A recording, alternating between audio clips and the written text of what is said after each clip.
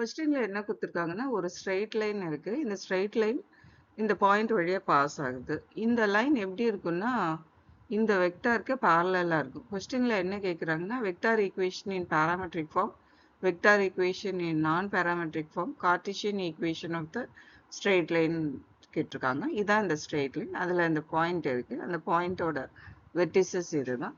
So இந்த B இதை வந்து நம்ம பி வெக்டார் சொல்லுவோம். இந்த பி வெக்டார் பேரலாக தான் இந்த ஸ்ட்ரெயிட் லைன் இருக்கு.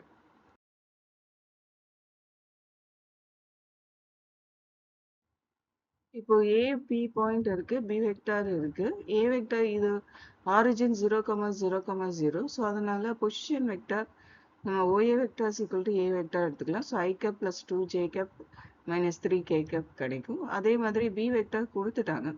அப்போ R vector that is O B vector என்ன வரும்னா R vector equal to A vector plus T B vector. T B வெக்டார்ன்றது A B vector.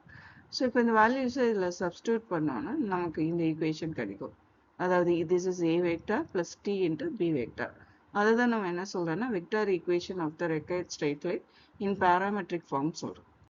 Next vector equation of the required straight line in non parametric form பார்க்க போறோம். அதோட general format A B vector cross B vector is equal to 0 vector. நம்ம இந்த values எல்லாம் already derive பண்ணியாச்சு.